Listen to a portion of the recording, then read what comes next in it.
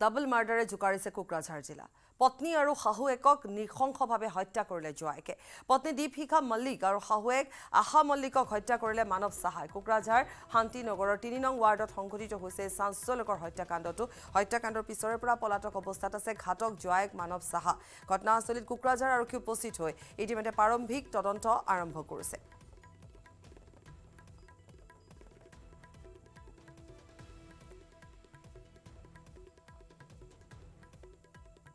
মোৰ ভাতিজি এটা য'তপা ল'ৰাৰ লগত বিয়া হৈছিল। এই ল'ৰাটো সৰু ভাতিজি।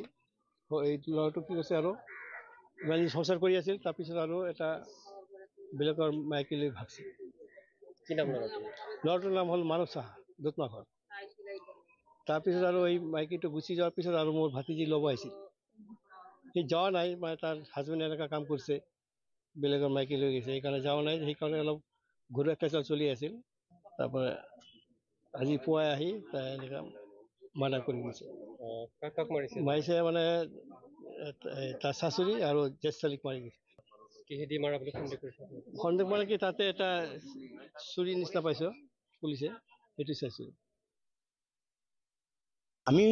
শুনা পাইছোঁ যে মানৱ সাহা কোনো মাইকী মানুহলৈ পলাই গৈছিল। তাৰপিছত দেৱিকা মল্লিক আমাক কৈছিল যে আমাৰ বিয়া পাতাৰ পিছত এনেকুৱা বেলেগ মাইকীলৈ পলাই গৈছে, মই সংসাৰ নকৰিম। কিন্তু তাৰ পিছতো আমি মানৱৰ লগত কথা পাতিছিলোঁ। মানৱ কৈছিল আমি ঠিক আছে, আমি সংসাৰটো কৰিম, আমি যিটো কৰিছোঁ এইটো অন্যায় কৰিছোঁ, আমি সংসাৰ কৰিম। তো এইটোৱেই কাজিয়াটো, এইটোৱেই যে বেলেগ মাইকীৰ লগত পলাই যোৱাৰ পিছত দেৱিকা মল্লিক কৈছিল যে আমাৰ হাজবেণ্ড যদি বেলেগ মাইকীৰ লগত পলাই গৈছিল তেন্তে আমি সংসাৰ নকৰিম। কিন্তু তাৰ পিছতো আমি বহুত চেষ্টা কৰিছোঁ, বহুত ট্ৰাই কৰিছোঁ, কিন্তু সংসাৰ কৰিব পৰা নাই, আমি বিফল হৈছিলোঁ। তো তাৰপিছত যে এনেকুৱা ধৰণৰ এটা ঘটনা ঘটিব, এইটো আমালোকে কেতিয়াও ভাবিব পৰা নাছিল। তো যিকোনো প্ৰকাৰে এতিয়া আমি এটা স্পষ্ট দাবী, যিটো আমি কোকৰাঝাৰ এডমিনিষ্ট্ৰেশ্যনৰ ওচৰত যে যিকোনো প্ৰকাৰে মানৱ সাহাক এৰেষ্ট কৰিব লাগে, আৰু এৰেষ্ট কৰি কঠোৰতম কঠোৰ শাস্তি দিব লাগে। ঘটনাৰ সবিশেষ ইতিমধ্যে জানিব পৰা গৈছে। ঘৰুৱা কণ্ডলৰ পৰিণতি হত্যাকাণ্ড এটা। এতিয়া আৰক্ষীয়ে কেনেকুৱা ধৰণৰ ভূমিকা, এতিয়ালৈকে পলাতক অৱস্থাতে আছেনে? হয় পাপৰি, এটা কথা ক'ব লাগিব যে কোকৰাঝাৰ চহৰৰ যি ৩ নম্বৰ ৱাৰ্ড, সেই ডাবল মাৰ্ডাৰ যিটো ঘটনা, সেই ঘটনা খুব গভীৰতাৰ মাজত মানে ৰহস্যৰ মাজত সোমাই পৰিছে। কিয়নো যিগৰাকী হত্যাকাৰী মানৱ সাহা, তেওঁ নিজৰ শাহুৱেক কল্পনা ওৰফে আশা সাহা আৰু লগতে মল্লিক, আৰু লগতে তেওঁৰ যি শাহুৱেক দীপশিখা মল্লিক, তেওঁলোকক দুয়োকে হত্যা কৰা আঁৰত হয়তো আৰক্ষীয়ে ইতিমধ্যে যিটো তদন্ত আৰম্ভ কৰিছে, যে তেওঁলোকে সম্পূৰ্ণ হত্যাকাণ্ডৰ আঁৰত পৰকীয়া প্ৰেম নিহিত থাকিব বুলি তেওঁলোকে ইতিমধ্যে আমাক সদৰি কৰিছে। কিন্তু যিগৰাকী মানৱ সাহা, তেওঁ ইয়াৰ পূৰ্বে এগৰাকী বিবাহিতা মহিলাৰ সৈতে তেওঁ এটা সম্পৰ্ক আছিল, অবৈধ সম্পৰ্ক। সেই সম্পৰ্কৰ ফলত তেওঁ দিল্লীত পলায়ন কৰি আছিলে। দিল্লীত প্ৰায় 5 মাহ কাল থকাৰ পিছত তেওঁ আকৌ আহিছিলে, আৰু মাজে মাজে যি মল্লিকৰ পৰিয়াল অৰ্থাৎ দীপশিখা আৰু কল্পনা মল্লিক, তেওঁলোকক প্ৰায় প্ৰাণে মৰাৰ তেওঁলোকে ভাবুকি প্ৰদান কৰিছিলে। আৰু তাৰ মাজতে আজি পুৱা যিটো ঘটনা সংঘটিত হ'ল, সেই হত্যাকাণ্ড সংঘটিত কৰাৰ পিছতে তেওঁ পলায়ন কৰে, আৰু ইতিমধ্যে তেওঁক গ্ৰেপ্তাৰ কৰাৰ কাৰণে কোকৰাঝাৰ আৰক্ষীয়ে তদন্ত আৰম্ভ কৰিছে। ধন্যবাদ জনাইছো সুৰজ।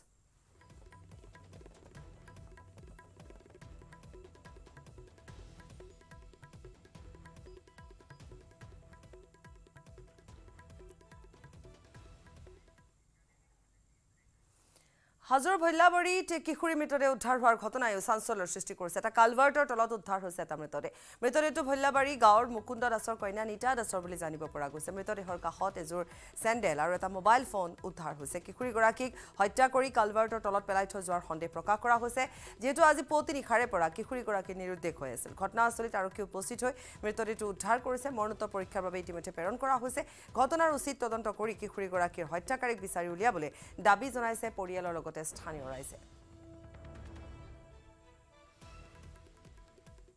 ছোৱালীজনক মাৰিছি, এইটো তাই নিজে মৰা নাই, মৰা বিশ্বাস আছে তাই নিজে নমৰে কেতিয়াও, আৰু নিজে মৰিব লাগে শান্তি জ্ঞান হোৱা নাই। আপোনাৰ মোবাইলটো আৰু তাইৰ চেণ্ডেল উদ্ধাৰ হৈছে পাৰত। এতিয়া এটাই কথা, মোবাইলটো চালে দুখী ওলাই যাব, আৰু দুখী ওলোৱাৰ পিছত দুখী ব্যৱস্থাটো কৰিব লাগিব, আৰু বেলেগ একো নাই। কেতিয়াৰ পৰা নাই আপোনাৰ? আমি 3টা বজাৰ পৰা খবৰ পাইছোঁ। যোৱা নিশা? আপুনি বিচাৰিছোঁ, মই বিচাৰি অলপ আগত গ'লে মই বিচাৰি 7 ডলা পাইছোঁ। সন্দেহটো মোৰ মাৰ্ডাৰ, কোনোবাই মাৰছি আৰু তাৰ যেতিয়া ফাৰ্ষ্ট মই ডাঙৰ পি যেতিয়া ক'লে পাপা মুনু নাই মই বাহিৰত দাউৰ মাৰি যেতিয়া আহোঁ এবাগুৰ পাই তেতিয়া এভেঞ্জাৰ এখন বাইক গেছি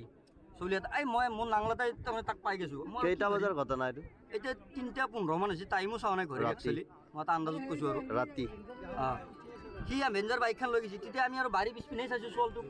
কয় কি হ'ল এভেঞ্জাৰ বাইকখন গুচি গৈছে মোৰ এভেঞ্জাৰ বাইকখনক বেছি চকু কৰা নাই এতিয়া হাজোৱা আৰক্ষী আহিছে এতিয়া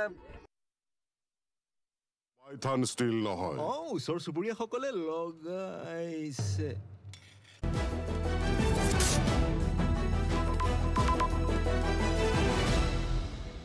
টিঙত ডকাইতৰ কামনাৰ বলি হ'ল যুৱতী আৰু মহিলা বৃদ্ধা নিশা ঘৰত লুটপাট চলায় বৃদ্ধাক ধৰ্ষণ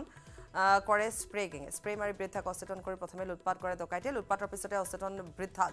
দলবদ্ধ ধৰ্ষণ চলায় ষাঠি ঊৰ্ধৰ অকলশৰীয়া মহিলাগৰাকীক দলবদ্ধ ধৰ্ষণ কৰে ডকাইতে নগাঁও চিভিলত জীৱন মৃত্যুৰে যুঁজিছে ভুক্তভোগী বৃদ্ধাগৰাকী বিগত 3 মাহত ঢিঙত প্ৰায় 20টাতকৈ অধিক লুটপাটৰ ঘটনা সংঘটিত হৈছে অতি তাৎপৰ্যপূৰ্ণ ঘটনা সংঘটিত হৈছে স্প্ৰে গেঙে সংঘটিত কৰিছে আটাইতকেইটা লুটপাটৰ ঘটনা অধিকাংশৰ ঘৰত লুটপাটৰ পিছতে যুৱতী আৰু মহিলাক ধৰ্ষণৰ অভিযোগ ঢিং আৰক্ষীৰ কাষ চাপিছে ভুক্তভোগী পৰিলে কিন্তু আৰক্ষী এই সন্দৰ্ভত কি কৰিছে আমি আকৌ এবাৰ এইখিনিতে উল্লেখ কৰিছোঁ এটা অতিকৈ ভয়ংকৰ ঘটনা সংঘটিত হৈছে এগৰাকী বৃদ্ধাক ধৰ্ষণ কৰিছে স্প্ৰে মাৰি প্ৰথমে লুটপাট তাৰ পিছতে ধৰ্ষণ গোটেই ঢিং অঞ্চলতে এটা স্পিৰিচুৱেলৰ উপদ্ৰৱ হৈ আছে গতিকে এই উপদ্ৰৱটো নাইকিয়া কৰিবৰ কাৰণে আমি প্ৰশাসনক অনুৰোধ জনাইছোঁ আমাৰ মহিলাসকলে কৈছে যে ইয়াতে চুৰটো কৰিছে লগতে অলপ মানে অপকৰ্ম কৰিছে বুলি কৈছে য'ত স্প্ৰে কৰিছে তাত নাৰী নিৰ্যাতনটো হৈছে প্ৰত্যেক ঘৰ মানুহতে তাতে সত্ৰ মাটি এইখন খলগুৰি সত্ৰ এইটো বৰ ডাঙৰ কথা হৈছে নাৰী নিৰ্যাতনটো আপোনালোকেও জানে আমিও জানো উন্নতি পলমে ইয়াৰ উচিত ব্যৱস্থা কৰিবলৈ মানে ছাৰলৈও মই মুখ্যমন্ত্ৰী ছাৰলৈ অনুৰোধ কৰিছোঁ অপকৰ্ম হৈছে ঘৰৰ সা সামগ্ৰী মানে গোটেই লণ্ড বন্ধ হৈ আছে গোটেই বস্তু লৈ গৈছে তাৰমানে সম্পত্তি যিমান আছিল চব লৈ গৈছে আৰক্ষী বাদ দিয়ক আৰক্ষীয়ে একো কৰিবলৈ নোৱাৰে আৰক্ষীক আপোনালোকে ওচৰৰে মানুহ এগৰাকী এনেকৈ হেৰি কৰিছিলে স্প্ৰে মাৰিছিলে সেই মানুহজনী গৈ লৈ পেলাই তাত আমাৰ ঢিং থানাত গৈ লৈ পেলাই FIR লিখিব ধৰিছিলে মানুহজনীক উভতাই পঠিয়াই দিছে তেন্তে আমি কিমান সুৰক্ষিত এইটো চবে আৰক্ষীয়ে আৰক্ষীৰ ওপৰত আচলতে বহু অভিযোগ আছে আমি এই মুহূৰ্তত সংযুক্ত হৈছোঁ সাংবাদিক মুজামিল হকৰ সৈতে মুজামিল ঘটনাটো বিৱৰি ইতিমধ্যে জানিব পৰা গৈছে লুটপাট চলোৱা হ'ল ডকাইতি কাণ্ড স্প্ৰে মাৰি লুটপাট চলালে আৰু 60 ঊৰ্ধৰ এগৰাকী মহিলাক ধৰ্ষণৰ দৰে ঘটনা সংঘটিত হ'ল এতিয়া আহিছে আৰক্ষীৰ ভূমিকাৰ ক্ষেত্ৰত ইমান দিনৰ পৰা এইবোৰ ঘটনা ঘটি আছে ঢিং আৰক্ষীয়ে কিয় একো ব্যৱস্থা গ্ৰহণ কৰা নাই আনকি এগৰাকী মহিলাই অভিযোগ আনিছে তেওঁ FIR লিখিব যাতে পঠিয়াই দিছে হয় ইতিমধ্যে নগাঁও জিলাৰ SP মহোদয় আহি পেলাই ইয়াত এটা সংবাদমেল সম্বোধন কৰে আৰু সংবাদমেলতো স্পষ্টকৈ কয় যে এই যিটো স্পেচুৰৰ গেং আছে গেংটোক অতি সোনকালে কাৰায়ত্ব কৰা হ'ব বুলি তেওঁ আশ্বাস প্ৰদান কৰে আৰু নিউজ 18 অসমত বাতৰি সম্প্ৰচাৰ হোৱাৰ পিছতে অৱশ্যে আৰক্ষী হস্তম হৈ পেলাই এই গেংটোক অতি সোনকালে কাৰায়ত্ব কৰিব যাব বুলি তেওঁ আমাক জানিবলৈ দিয়ে আৰু লগতে এটা কথা স্পষ্টকৈ উল্লেখ কৰে যে ইয়াত অতিৰিক্ত আৰক্ষী নিয়োগ কৰা হৈছে আৰু অতিৰিক্ত আৰক্ষীয়ে অতি সোনকালে এই গেংটোক কৰায়ত্ব কৰিব আৰু যিটো কথা ৰাজ্য অভিযোগ কৰিছে যে ঢিং থানাত আহি পেলাই তেওঁলোকে যেতিয়া FIR দাখিল কৰিবলৈ আহে তেতিয়া তেওঁলোকক বেয়া ব্যৱহাৰ কৰে এই সম্পৰ্কটো SPক অৱগত কৰা হৈছে আৰু SP এই সংক্ৰান্তত বিহিত ব্যৱস্থা গ্ৰহণ কৰাৰ আশ্বাস প্ৰদান কৰে হয় মহিলাগৰাকী বৰ্তমান স্বাস্থ্যৰ অৱস্থা কেনেকুৱা মহিলাগৰাকী স্বাস্থ্যৰ অৱস্থাৰ অৱনতি ঘটি আছে এতিয়ালৈকে মহিলাগৰাকীৰ স্বাস্থ্য ভাল হোৱা নাই অৱনতি ঘটি আছে ধন্যবাদ জনাইছোঁ মুজামিল হক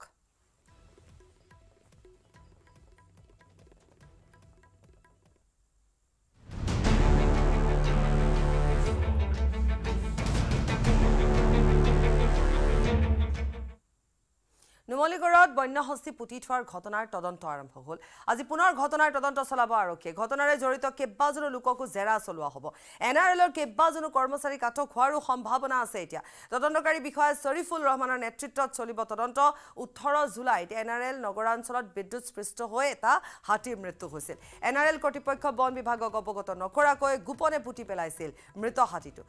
গাঁতত নিমখ ঢালি হাতীৰ মৃতদেহ গলাই পেলোৱাৰো চেষ্টা চলোৱা হৈছিল ইতিমধ্যে ঘটনাৰে জড়িত দুই মুখ্য প্ৰবন্ধকক জেললৈ প্ৰেৰণ কৰা হৈছে এনআৰএল কৰ্তৃপক্ষৰ বিৰুদ্ধে বন্যপ্ৰাণী সুৰক্ষা আইনৰ অধীনত বন বিভাগে গোচৰ ৰুজু কৰিছিল প্ৰণৱ আছে আমাৰ সৈতে ফোনযোগে সংযুক্ত হয় তদন্ত চলি আছে প্ৰণৱ আৰু ইতিমধ্যে দুগৰাকী বিষয়া জেল হাজতলৈ প্ৰেৰণ কৰা হৈছে আজিৰ দিনটো কিছু আপডেট জানিম আপোনাৰ পৰা হয় নিশ্চয়কৈ পাপৰি যোৱাকালি দেখা পোৱা গৈছিলে দুজনকৈ এনআৰএলৰ বিষয়া উজ্জ্বল নয়ন সন্দিকৈ আৰু বেদাংক কাশ্যপক ইতিমধ্যে 6 ঘণ্টা জোৰাৰ অন্তত যোৱাকালি তেওঁলোকক গ্ৰেপ্তাৰ কৰে বন বিভাগে আৰু আজিৰ দিনটোত এটা কথা এই মুহূৰ্তত ক'ব লাগিব যে পাপৰি বন বিভাগৰ পৰা পোৱা বিশেষ সূত্ৰৰ মতে ইতিমধ্যে দিল্লীৰ পৰা এজন ইন্সপেক্টৰ পৰ্যায়ৰ বিষয়া ইতিমধ্যে আহি গোলাঘাটত উপস্থিত হৈছে সমগ্ৰ বিষয়টো তদন্তৰ বাবে আৰু কিছু সময়ৰ পিছতে যি তদন্তকাৰী বিষয়া শৰীফুল ৰহমানৰ নেতৃত্বত এটা দলে আহি নুমলীগড় নগৰাঞ্চলত কিছু সময়ৰ পিছতে প্ৰৱেশ কৰি আৰু হয়তো কেইবাজনো লোক এই সমগ্ৰ ঘটনাত যিহেতু জড়িত হৈ আছে আৰু এটা কথা ক'বলৈ পাই 200 পেকেটৰো অধিক নিমখ দি যেহেতু হাতীটো পুতি পেলাইছিল গোপনে আৰু সেই পুতি পেলোৱা হাতীটো আচলতে 200 পেকেটৰো অধিক নিমখ ঢালি হাতীটো আচলতে পুতি পেলোৱাৰ যি ষড়যন্ত্ৰ কৰিছিলে আচলতে সেই ঘটনাত জড়িত ইতিমধ্যে দুজনক আটক কৰিছে বন বিভাগে আৰু বহু কেইজন লোক জড়িত থকাৰ তথ্য ইতিমধ্যে বন বিভাগৰ হাতত আহি পৰিছে আৰু আজিৰ দিনটোত আচলতে সেই কেইজন বিষয়াৰ বিৰুদ্ধে অভিযান চলাই গ্ৰেপ্তাৰ কৰাৰ সম্ভাৱনা আছে পাপৰি প্ৰণৱজ্যোতি শইকীয়া ধন্যবাদ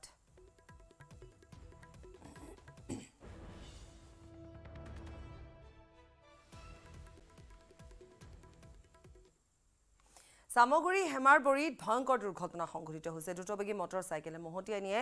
এগৰাকী পথচাৰীক চিচিটিভিত বন্দী হৈছে ভয়ংকৰ দুৰ্ঘটনাৰ দৃশ্য দুৰ্ঘটনাত গুৰুতৰভাৱে আহত হৈছে পথচাৰী ধীৰেন বৰা আহত ধীৰেন বৰাক নগাঁৱৰ চিকিৎসালয়ত ভৰ্তি কৰোৱা হৈছে চিচিটিভি ভিজুৱেলছ আছে আমি দেখুৱাইছো কেনেকুৱা ধৰণে ঘটনাটো সংঘটিত হৈছে চাওক মহতিয়াই লৈ গৈছে সামগুৰি হেমাৰবাৰীতে ভয়ংকৰ ঘটনা সংঘটিত হৈছে দ্ৰুতবেগী মটৰচাইকেলে মহতিয়াই লৈ যায় এগৰাকী পথচাৰীগৰাকী বাট পাৰ হ'বলৈ লৈছিলে পথ পাৰ হ'বলৈ লওঁতে এফালে মটৰচাইকেলখনে মহতিয়াই লৈ আহে মটৰচাইকেলখনো অৱশ্যে দুৰ্ঘটনাত পতিত হয় আৰু তাৰপিছতে মটৰচাইকেলখনৰ আৰোহীগৰাকীয়ে মটৰচাইকেলখন উঠায় আৰু এফালে যিগৰাকী ব্যক্তি দুৰ্ঘটনাগ্ৰস্ত হৈছে তেওঁক বৰ্তমান চিকিৎসালয়লৈ প্ৰেৰণ কৰা হৈছে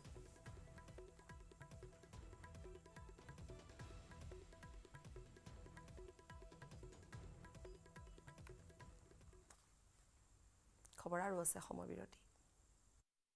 মাইথান ষ্টিল নহয় ওচৰ চুবুৰীয়াসকলে লগাইছে ষ্ট্ৰং মানে মাইথান ষ্টিল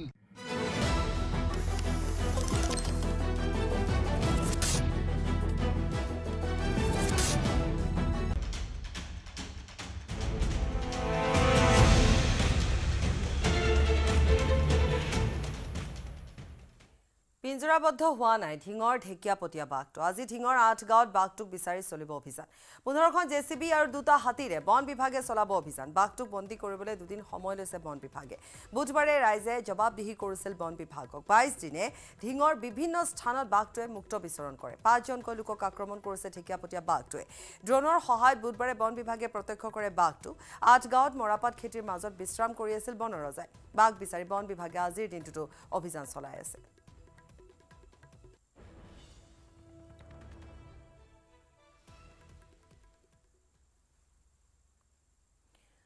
অমানসিক অত্যাচাৰৰ বলি হোৱাৰ বাবে চৰম পথ বাছি ল'লে নেকি যোৰহাটৰ বন কৰা কিশোৰীগৰাকীয়ে 13 বছৰীয়া কিশোৰীগৰাকীৰ মৃত্যুৰ পিছতে এতিয়া ন তথ্য পোহৰলৈ আহিছে যোৰহাটৰ নাচনী চুকৰ ত্ৰিনয়ন বৰা আৰু বন্দনা কলিতা বৰাৰ ঘৰত কাম কৰিছিল কিশোৰীগৰাকীয়ে বৰা দম্পতীৰ ঘৰত নিউ সোণোৱাল চাহ বাগিচাৰ আৰু দুগৰাকী বন কৰা কিশোৰী আছিল কিন্তু পৰিয়ালটোৰ অত্যাচাৰ সহিব নোৱাৰি পলাই গুচি আহিছিল দুই কিশোৰী সৰু সৰু কথাতে তিনি কিশোৰীক মাৰধৰ কৰিছিল বন্দনা কলিতাই পঢ়ুৱাম বুলি কৈ তিনি কিশোৰীক আনি শিশু ৰখাৰ দায়িত্বৰ উপৰিও ঘৰৰ সকলো কাম কাজ কৰিবলৈ লগাই দিছিল এসপ্তাহৰ পূৰ্বে দুই কিশোৰীয়ে ত্ৰিনয়ন বৰা আৰু বন্দনা কলিতা বৰাৰ ঘৰৰ পৰা পলায়ন কৰিছিল কিন্তু দম্পতীৰ ঘৰতে বন্দী হৈ পৰিছিল আত্মহননৰ পথ বাছি লোৱা কিশোৰীগৰাকী আৰু মাতৃক ফোন কৰি ঘৰলৈ উভতি অহাৰ ইচ্ছাও প্ৰকাশ কৰিছিল কিন্তু মাতৃৰ বুজনিত পলোৱাৰ পৰা বিৰত আছিল কিশোৰীগৰাকী ফলত নীৰৱে বন্দনা কলিতাৰ অত্যাচাৰ সহি হয়তো তেওঁ ভাগৰি পৰিছিল আৰু যাৰ বাবে আত্মহননৰ পথ বাছি ল'বলগীয়া হ'ল 13 বছৰীয়া কিশোৰীগৰাকী ইতিমধ্যে দুই অভিযুক্ত দম্পতি ত্ৰিনয়ন বৰা আৰু বন্দনা কলিতা বৰাক গ্ৰেপ্তাৰ কৰিছে যোৰহাট আৰক্ষীয়ে যে যোনগৰাকী ঢুকাইছে শি ইজ আ মাইনৰ ভিক্টিম আৰু তেওঁ হাউচ হেল্প হিচাপে এই এডাল্ট কেইজনৰ যিজন এৰেষ্ট কৰিছোঁ আমি দুজন ত্ৰিনয়ন বৰা আৰু বন্দনা কলিতা তেওঁলোকৰ ঘৰত হাউচ হেল্প হিচাপে কাম কৰিছিল